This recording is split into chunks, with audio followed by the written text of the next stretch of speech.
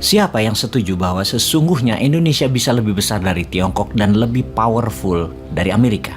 Siapa yang ketika pertanyaan ini diajukan menyalahkan bahwa Indonesia tidak akan mampu karena pemerintahnya korup dan masyarakatnya apatis, masyarakatnya tidak punya kemampuan, juga mengatakan Indonesia tidak akan bisa maju dengan memberikan banyak alasan lainnya. Anda yang mengatakan hal tersebut dinamakan kaum penuduh, blamer. Bagi para blamer, ahli penuduh dan ahli penghakiman, silahkan Anda melakukan apa yang menjadi keterampilan Anda, bahkan beberapa pakai ayat untuk menuduhnya. Tapi bagi New Mind, tetap tidak akan terpengaruh demi membuat semua orang memahami arti bernegara yang benar dan menyadari kekuatan Indonesia sesungguhnya berada di atas Tiongkok dan berada di atas Amerika. Kita tahu bahwa sampai pejabatnya saat ini pun terbelenggu langkahnya karena begitu terkagum-kagum dengan Tiongkok dan dengan Amerika, hingga otak dan tindakan mereka menjadi sangat takut dan manut dengan dua negara tersebut. Yang ditiru adalah perintah dari dua negara tersebut, bukan sistem yang positif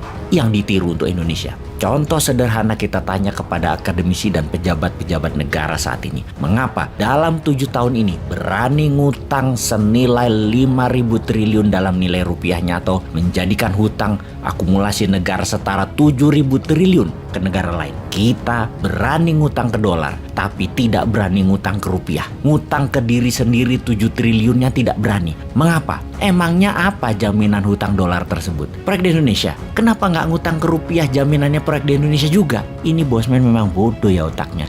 Ilmunya cetek kali ya, sehingga sulit memahami hutang dolar senilai 7.000 triliun adalah yang benar, bukan hutang ke rupiah ke negara sendiri yang terbenar. Atau pejabatnya memang ngerti bahwa kita bisa ngutang ke rupiah, bisa ngutang ke diri sendiri, tapi karena ada doktrin di kepalanya, ada benefit apalah gitu untuk dirinya, atau ada pemahaman yang dipropagandakan sudah masuk ke kepalanya hingga hutang dolar tidak bisa ditawar lagi. Hutang dolar adalah wajib. Sehubungan dengan itu, setelah kita sering menceritakan ancaman dari pinjaman hutang proyek dari Tiongkok, kita akan mendiskusikan tentang Amerika sekarang. Amerika dan Tiongkok memang fasad atau tampak muka rumah mereka didesain terlihat keren, mewah, anggun, mengagumkan, dikelilingi satpam dengan senjata lengkap, dengan segala macam fasilitas yang ada. Kita dibuat kagum dengan fasad dan eksterior Tiongkok dan Amerika tersebut. Halaman depan rumah kedua negara tersebut keren, namun di dalamnya atap jebol, saluran air mampet, pengap, dan banyak keburukan lainnya yang tidak diketahui ada di sana.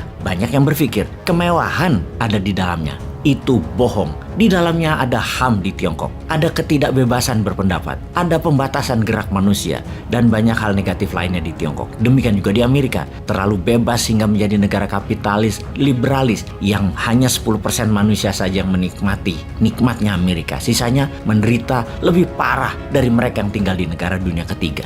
Kita akan bahas bubble-nya Amerika yang setiap saat meledak. Kita bahas agar kita mendapatkan pemahaman bahwa sesungguhnya untuk membuat Indonesia menjadi negara nomor 1 adalah sekarang masanya. Kita akan membahas 7 hal yang membuktikan bahwa Amerika hidup di dalam bubble yang siap meletus dan dibungkus dengan American movie, yang dibungkus dengan American song, dan dibungkus dengan American politician yang mengatakan bahwa Amerika adalah the greatest country in the world. Sekali lagi, kita fokuskan perkataan bubble yang dibungkus. Namun kenyataannya ada 7 masalah serius yang terjadi di Amerika sejak dulu dan sudah mendekati puncaknya untuk meledak saat-saat ini. Untuk itulah video ke depan kita akan membahas 7 alasan yang membuktikan bahwa Amerika bukan the greatest country in the world. Siapa yang mengatakan Amerika negara terbesar di dunia? Yang mengatakan adalah diri mereka sendiri, klaim mereka sendiri, sistem mereka sendiri dengan dibungkus oleh film Hollywood utamanya. Film seperti Top Gun, Transformer, American Sniper, Pearl Harbor, Independence Day, semacam itu mengagungkan kekuatan militer Amerika dan mensahkan kekerasan Amerika. Film Hollywood juga membingkai cara dunia melihat bangsa lain. Film Hollywood